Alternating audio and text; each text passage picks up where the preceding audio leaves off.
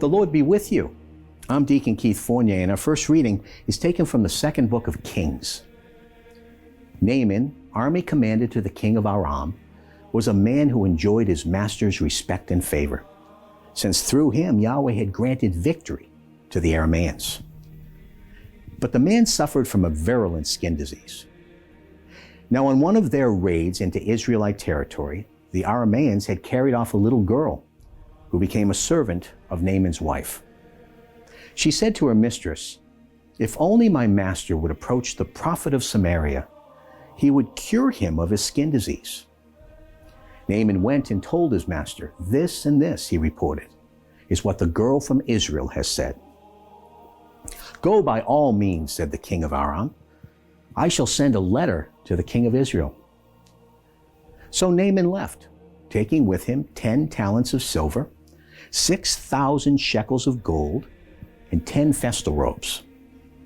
He presented the letter to the king of Israel. It read, "With this letter, I am sending my servant Naaman to you, for you to cure him of his skin disease." Now, when the king of Israel read the letter, he tore his clothes. "Am I a god to give death and life," he said, "for him to send a man to me and ask me to cure him of his skin disease?" Listen to this and take note of it, and see how he intends to pick a quarrel with me. Now, when Elisha heard that the king of Israel had torn his clothes, he sent word to the king, "Why have you torn your clothes?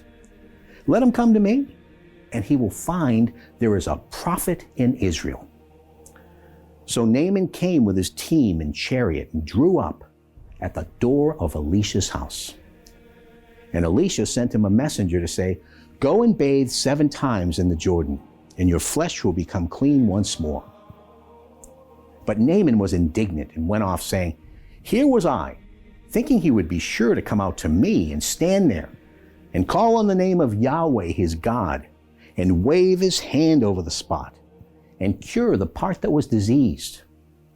Surely Abana and Parpar, the rivers of Damascus, are better than any water in Israel. Could I not bathe in them and become clean?" And he turned round and went off in a rage.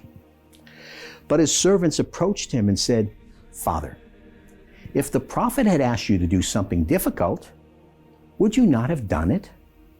All the more reason then when he says to you, 'Bathe and you will become clean.'" So he went down and immersed himself 7 times in the Jordan, as Elisha had told him to do. And his flesh became clean once more, like the flesh of a little child. Returning to Elisha with his whole escort, he went in and presenting himself said, "Now I know that there is no God anywhere on earth except in Israel. Now please accept a present from your servant." And our response is taken from Psalm 42. "I thirst for God, the living God. When shall I go to see the face of God? I have no food but tears day and night, as all day long I am taunted. Where is your God? Send out your light and your truth. They shall be my guide, Lord, to lead me to your holy mountain, to the place where you dwell.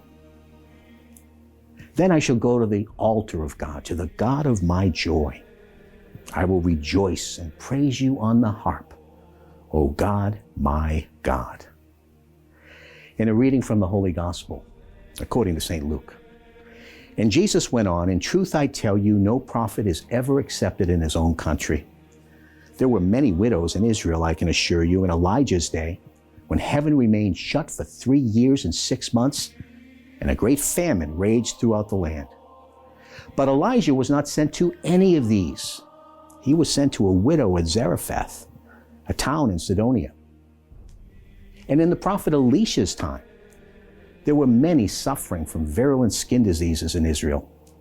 But none of these was cured, only Naaman the Syrian.